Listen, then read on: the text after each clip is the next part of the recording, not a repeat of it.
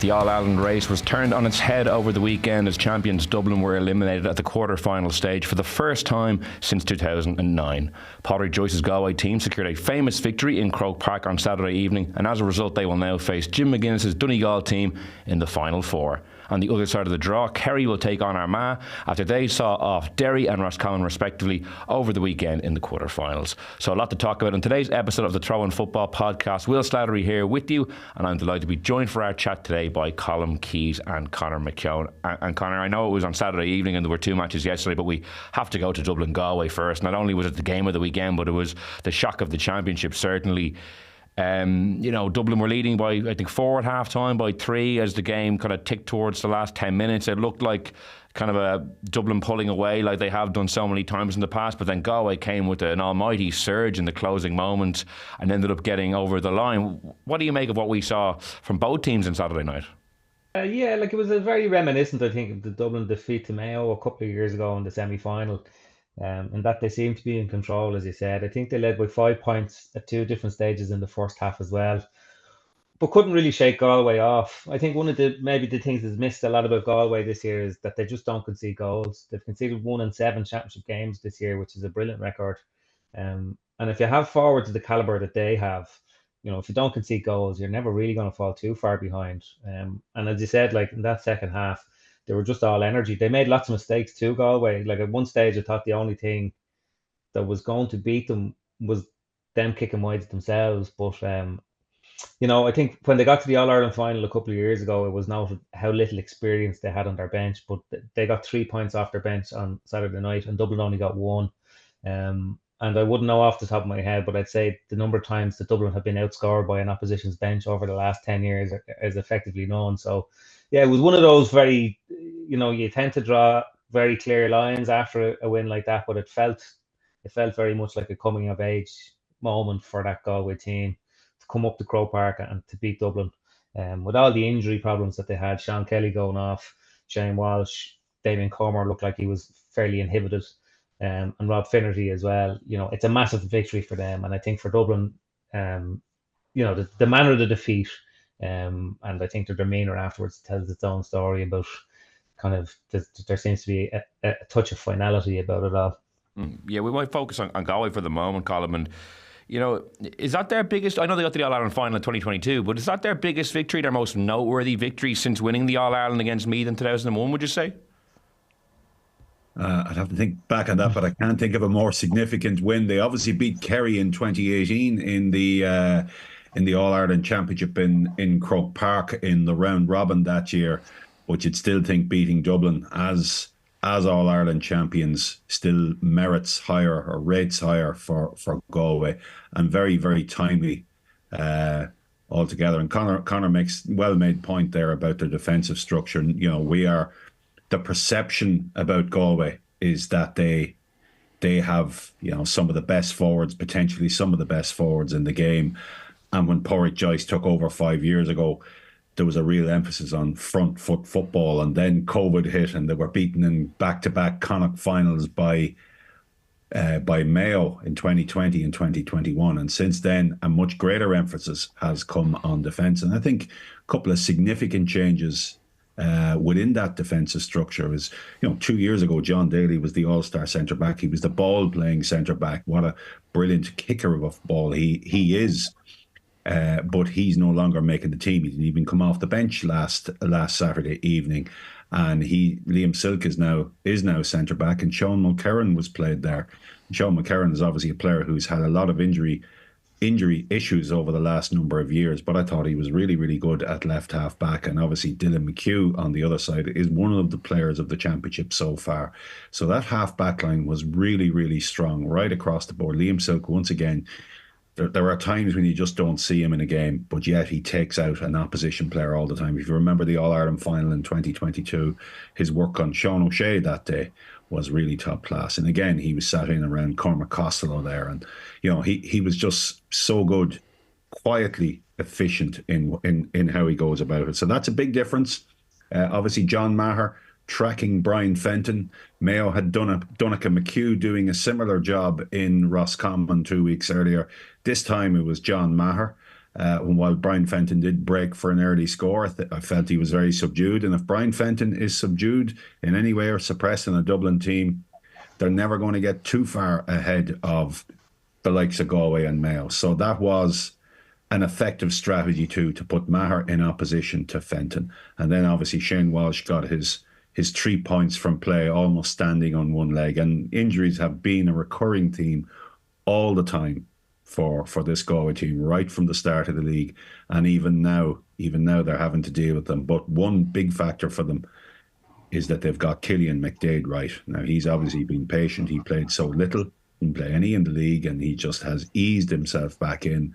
But I thought from the second half, from the throw-in, and he got that early point from Matthew Tierney's pass, from then on, Cillian McDade became the most influential player in the game.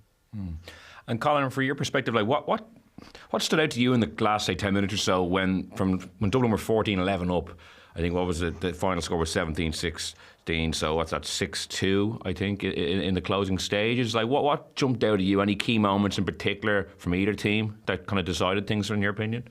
Yeah, there was a couple of moments from Dublin's point of view. They had the goal chance that was really well blocked, and they had the Cormac Costello free on the right-hand side that they missed into Hill 16, that I think they were trying to get Paddy Small on to take. But, you know, sometimes just the flow of a game and the general momentum is so well established that it's not really about specific individual moments. You know, like had Conor Callan put that last ball over the bar, I still think Galway probably would have won in extra time, because, you know, Dublin were sinking really, really quickly, and they were out on their feet. And they were struggling to get inside. They were making mistakes as well, you know. Tom Lahiff played a crossfield pass to James McCarthy that was intercepted, and I think it was Tom O'Culhan ended up putting it over the bar. The Colm Basquel was turned over high up the pitch. There was a couple of other little moments like that where Dublin just started to make mistakes, and that's what I mean by the momentum of a game. Galway were very much in that flow. They sensed blood, and they knew that Dublin were there for the taking. And I think Dublin were only, you know, try as much as they did. It did feel really reminiscent of that 2021 All-Ireland semi-final against Mayo. And as we know, that day Mayo ran out easy winners in extra time. So, or comprehensive winners in extra time. So yeah, like it kind of felt like, you know, the Dublin thing was kind of coming to a halt. I think there's probably an argument to be made that Dublin started with the wrong team, you know, and I know hindsight gives you a clear vision on this, but they had nothing to throw at Galway really, particularly when Jack McCaffrey started and when Paul Mannion started. I think Ross McGarry got a point off the bench, but none of their other subs had a positive impact when they came off the bench. So yeah, it was a night when a lot of stuff went wrong for Dublin, but, you know, without knowing it for definite, I think had it not gone wrong on Saturday night, there's a fair chance they would have just kicked the can up the road a small bit. I don't think that Dublin team were going to go on and win this year's All-Ireland one way or the other. Yeah, that's an interesting, Conor. You mentioned that last point with Tom Lahiff's kick across to James McCarthy, and Tom O'Culhan gets the breakaway, which is effectively the winning score.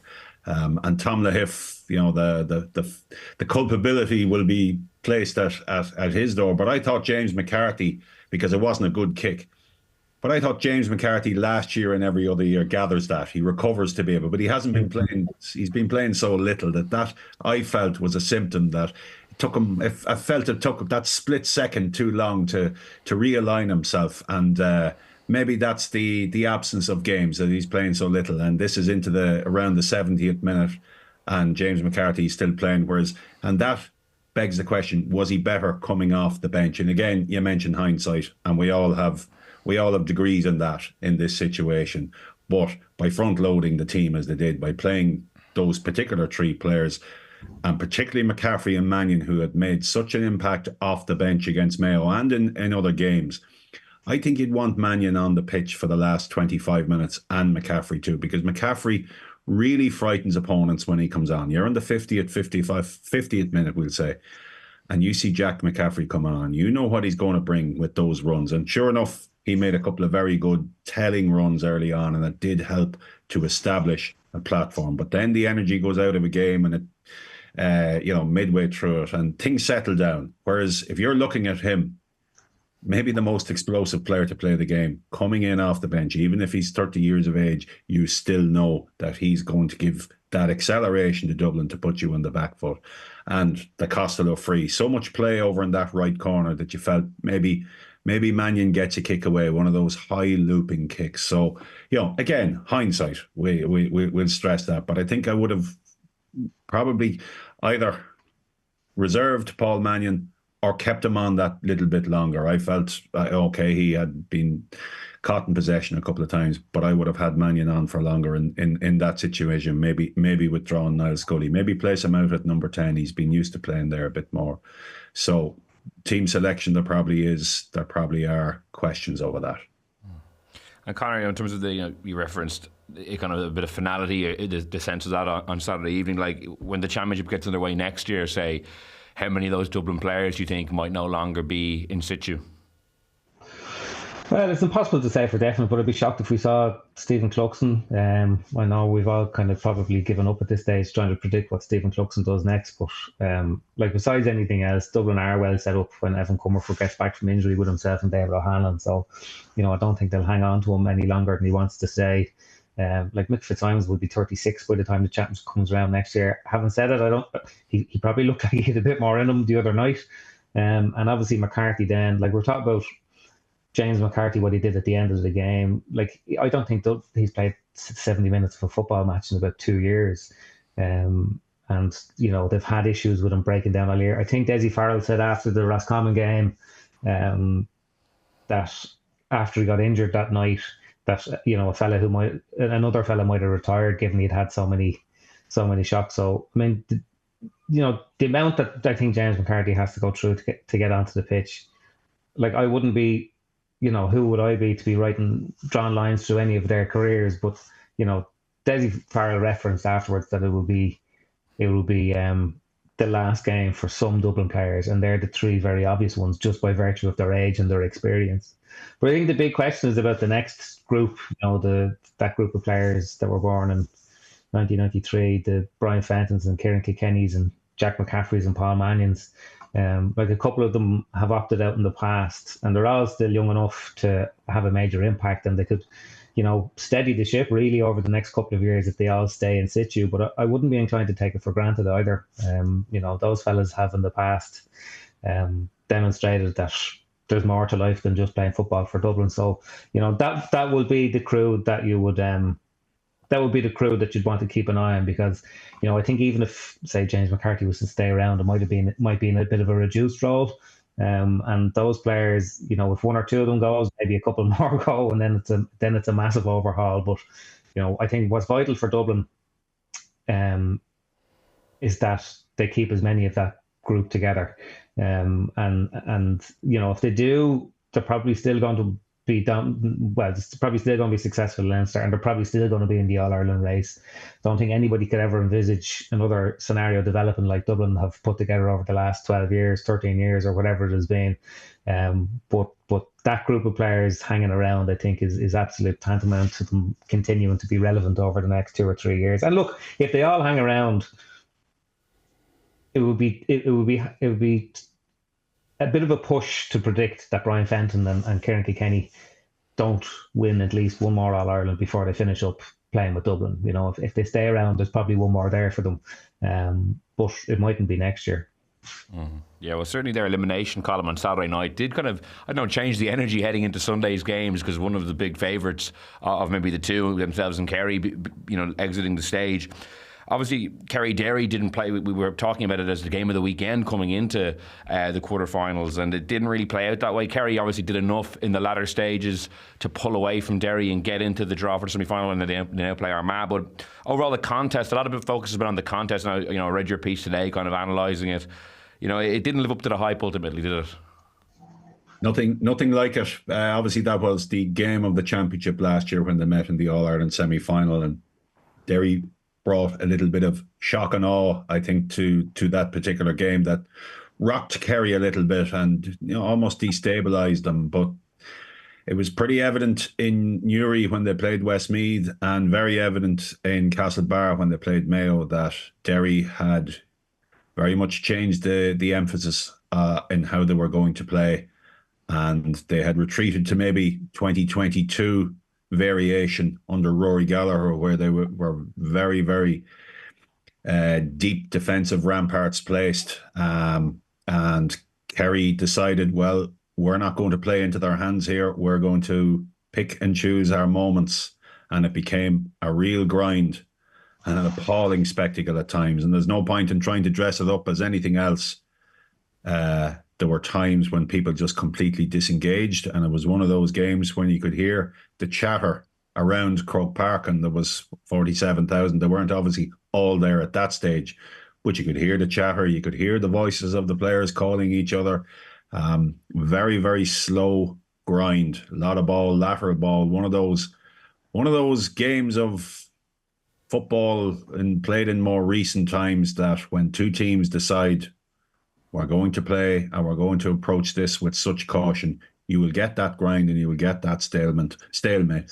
And I think it played very, very much into Jim Gavin's football review committee, because when you set that many players back and they hold their shape, as Derry did and Kerry, it takes two to tango. And Jack O'Connor did say afterwards, if you think we're going to go gung-ho and play ball in like that, he says, you're not living in the real world. And that is the real world by and large.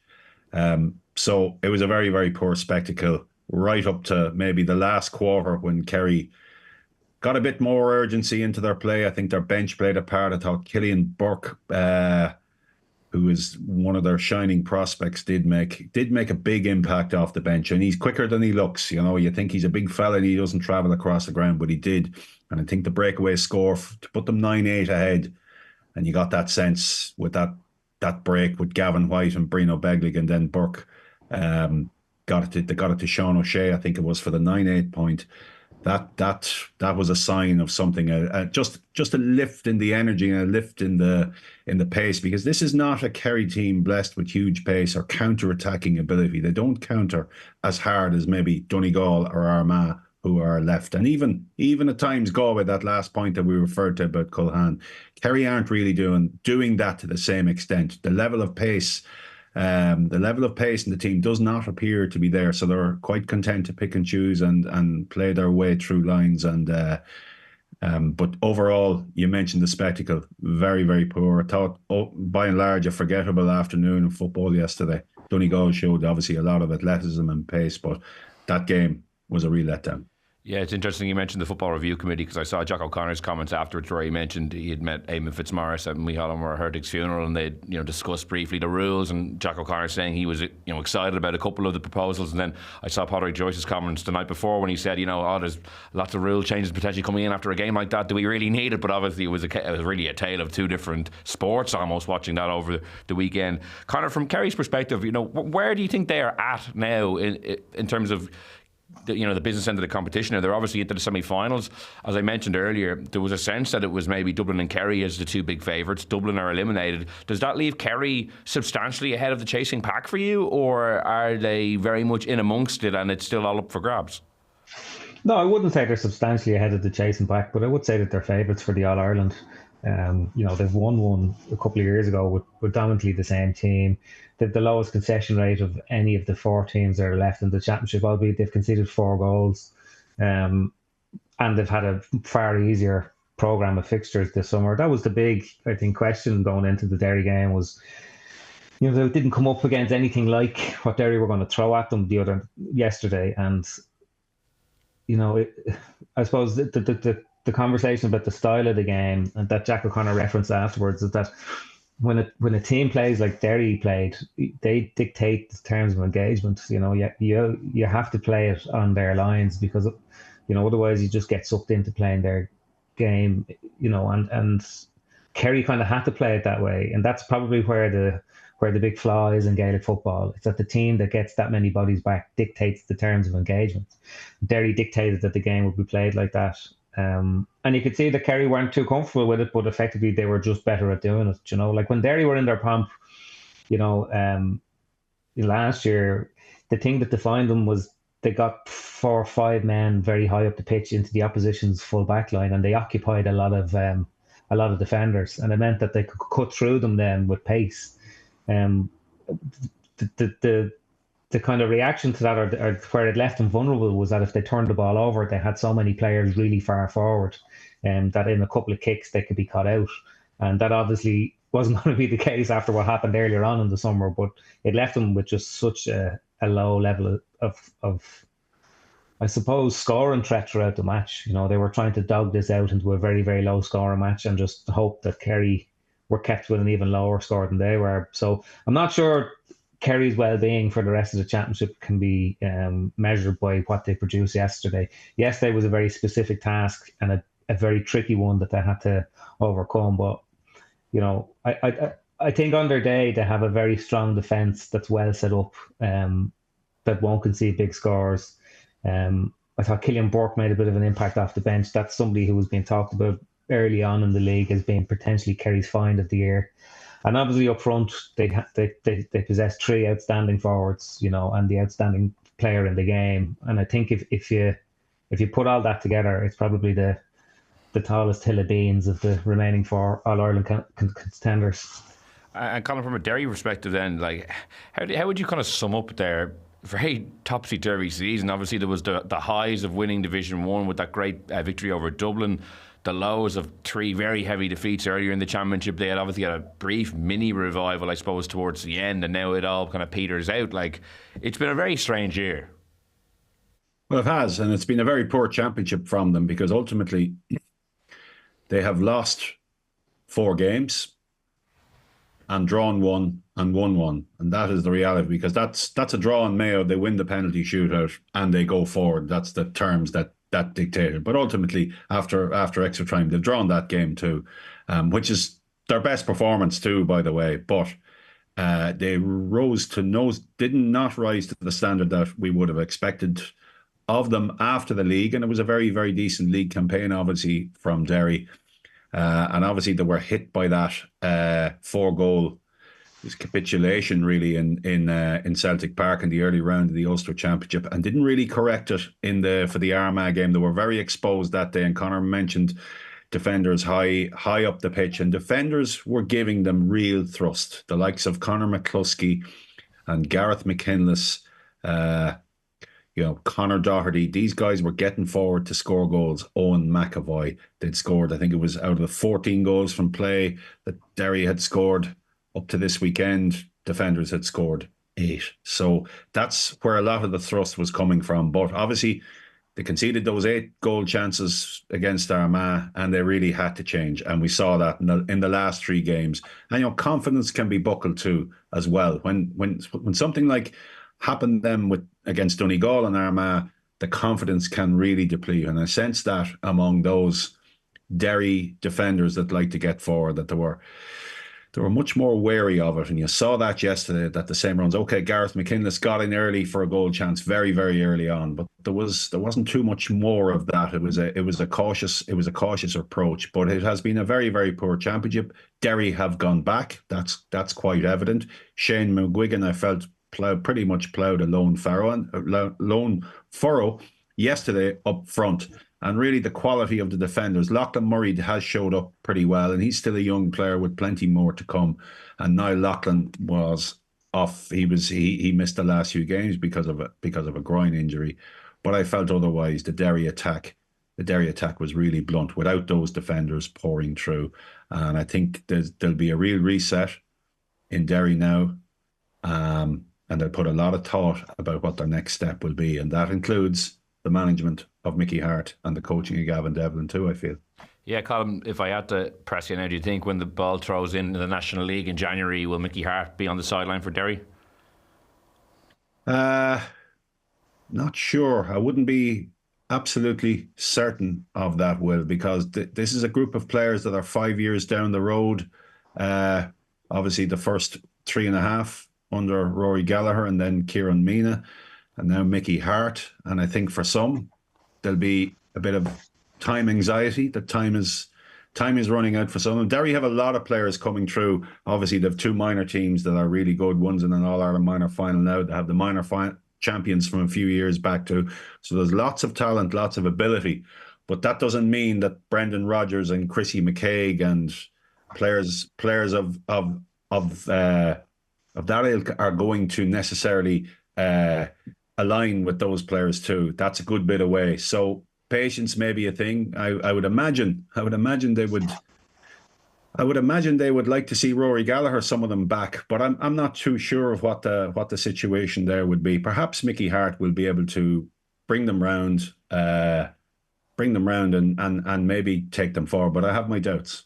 Yeah, it'll definitely be an interesting storyline to watch over the coming weeks and months. Conor, I suppose Donegal were one of the big winners over the weekend, 123 to 18-point victors over Louth. Once the draw was made, I suppose that was a fixture that they would have seen as very winnable given their form this summer.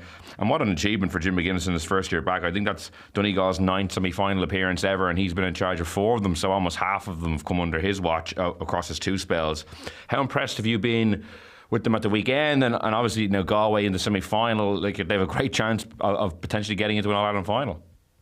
Yeah, I think they've been the most impressive team in the championship this year. Like, you asked me, I would put Kerry as favourites based on what we expect they can do, but based on sort of track record to this point, in terms of the level of difficulty of the teams that they faced, obviously in that Ulster Championship, but even in their group as well in the All-Ireland Series, to me, Donegal have been the most impressive team so far in the championship. They're obviously the most improved team. We can take that as absolutely read from last year, and it's remarkable. Like, in some ways it feels a little bit reductive to constantly be talking about the manager, but when you just take it that all those players nearly to a man were there last year and the previous year, and there was, they were in the doldrums, they were in a rut. So he has had an extraordinary effect on the team. And, just watching them yesterday, like, Louth are a very good team without the ball. Defensively, they're very, very solid, but Donegal looked like they were going to cut through them nearly with every play. They have some just... I know we take it as read that inter-county teams are really well conditioned, but not every team plays the game the way Donegal do. And some of the condition of their players, like Peadar Mogan put in one of the all-time great wing-back performances in Croke Park, and they've so much pace they can kind of hurt you. Like, there are times when you look at, say, Dublin, for instance, against Mayo a couple of weeks ago, they were trying to get Jack McCaffrey on the ball because he was the runner that was going to break down the lines to open up a score. But with Donegal, it looks like nearly any man can do it. And like, they've a lot of people playing into their defence who probably wouldn't be marked down as defenders with their clubs or in their underage career as well, just because they're so, it's perpetual motion as well. And they're playing with a huge amount of belief. I was in Colm's piece on Saturday, where people were talking about what he's done this year is nearly more impressive than what he did in 2012.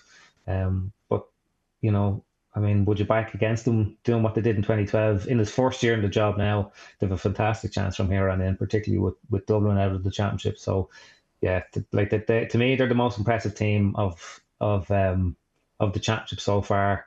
And the way they dispatched with Louth on Saturday was really impressive as well. Yeah, Colm, and you mentioned Derry's maybe not getting the contribution from their defence they had been getting previously. Like, Donegal got 1-9 from their defence over the weekend, which is a fantastic spread of scores. I just couldn't get over looking at that game in contrast to the second game. And obviously there's probably less risk for Donegal going at Louth than there was for Kerry. But I couldn't get over the difference in counter-attacking pace between the teams. It was phenomenal from Donegal to watch some of the runs that Ryan McKeon made when he didn't have the ball to get ahead of it. Peadar Mogan also. Owen Ban Gallagher, who's right back to some of the form he showed a few years ago. Really, he glides across the ground. When you have those 3 players running from deep positions coming at you, it's almost head spinning. Peadar Mogan scored 5 points. He's up to 13 points this year for a defender. Ryan McKeon is up to 110 so far this year. That's phenomenal scoring from defenders, and that's obviously a trait right across the board. But also Kieran Moore played in midfield, and obviously Conor has mentioned players who don't play normally as defenders. He's been a defender for a lot of this year with Donegal, although he's come into midfield the last couple of years, last couple of games specifically to do a job. And he plays half forward midfield for his club. And he's a player that McGuinness identified, and he has great athleticism too. So he has clearly designed a team to counter, to run hard, to flood opposition, the opposition end with numbers coming in at pace, and it has worked really, really well. Okay, they conceded not 18 points. Some of those scores from Louth, but were very good. And obviously Tommy Dernan turned in a really big performance. So from that point of view, it was a very, very open game, and Donegal's efficiency was really impressive. I think the three wides and 2 drop short, and then 23 points scored on top of Owen Bangalore. So it was that type of game that allowed you to shoot maybe under less pressure, and that's how it developed. But I have to say, the counter-attacking, the pushing forward of those Donegal defenders, even when they hadn't the ball, was really impressive, and could be one of the most influential factors from here to the end of the championship. Yeah, and their victory sets up a very intriguing semi-final matchup against Galway. Jim McGuinness and Padraig Joyce, former teammates in their college days as well. Jim was having some banter about that after the game, so that's going to be a good game in 2 weeks' time. And Conor, how would you sum up Louth's season under Ger Brennan? Obviously didn't get the win at the weekend, but considering taking over for Mickey Hart was going to be a tall order, he had a pretty fantastic rookie campaign as a manager. Yeah, he did. He absolutely did. And I think it would have been the easiest thing in the world for those Louth players to even just back off a small bit. You know, I'm sure the demands of them placed on them over the last couple of years with Mickey Hart and Gavin Devlin were a lot. And a new manager coming in gives you a perfect opportunity. So it is testament to the players, I think, as much as Ger Brennan, a manager. But at the same time, you know, I mean, to go in and I'm sure find a group that were a little bit down on life, you know, after the management walked out sort of so unceremoniously like that, to keep them together. And, you know, you have to remember the 5 games into the league, Louth looked like they might get relegated from Division 2, and they won their last 2 games against Fermanagh and Kildare, and they stayed up. And I think that was probably a big thing. And they capitalised, there's no doubt about it, on sort of the absence of genuine quality in Leinster.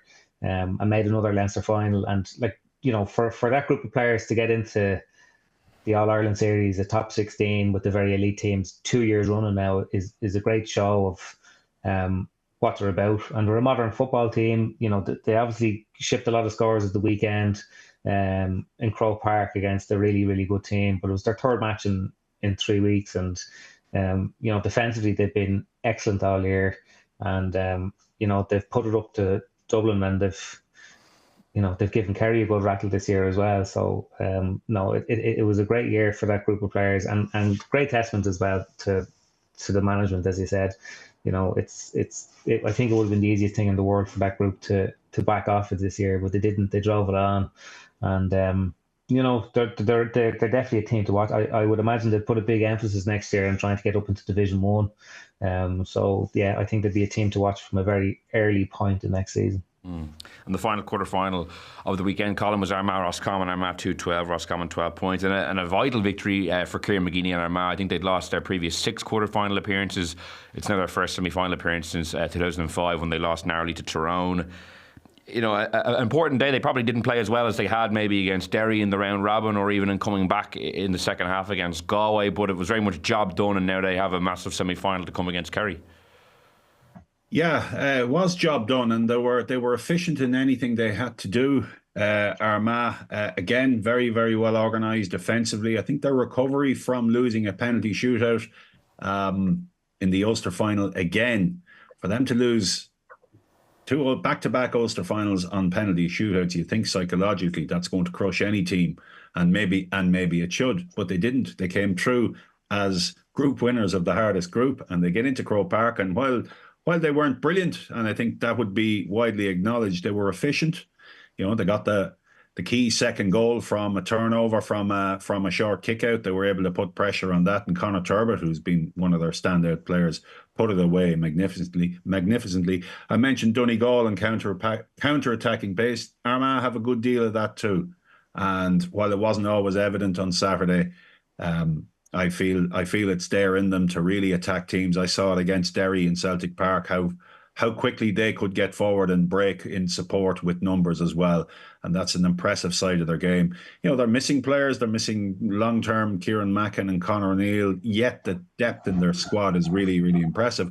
Jarlath O'Byrne is a player, you know, over the last few years, he brings great go forward and he's got great attacking presence. He's not even coming in off the bench for them. That's how strong they look at the moment with their squad. And I think they'll be a really, really difficult team for Kerry to break down in an All-Ireland semi-final now, because they will obviously absorb the lessons from what they saw against Derry. They're able to play and implement that type of strategy too.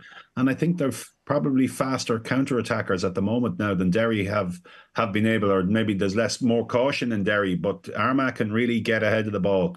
And I think that's going to be something Kerry are going to have to deal with. But all round, Armagh into a semi-final, having been in an Ulster final and losing it, they're still unbeaten after general play. Remember, they themselves and Donegal drew the game. They drew with Galway. They topped that group. It's been a good year and a very progressive year all round from Armagh, notwithstanding not winning another Ulster title. Yeah, and it sets up two very kind of intriguing and novel All-Ireland semi-final matchups, Armagh Kerry, as Colm touched on there, and Galway Donegal. Might get you guys both to rank the four teams now as we get to this stage in terms of most likely All-Ireland winners. Conor, I'll go to you first. Well, I'll stick with Kerry just on the basis of, experience and pedigree and the quality of players they have. I still think they're the top team. After that, I'd put Donegal second. I wouldn't be surprised if Donegal won the All-Ireland. Absolutely not. They're on the crest of a wave and they score a lot. And like Galway, they have 6 clean sheets from 7 games. The one game that they did concede a goal, they conceded 3, and it was actually the only game they lost against Cork. So they've learned that lesson very quickly. So I would have them in second. I would probably have Galway in. If Galway had everybody fit, I'd put them in third. But I don't know. We're going to see Sean Kelly again, and it's hard to know what to expect from Shane Walsh.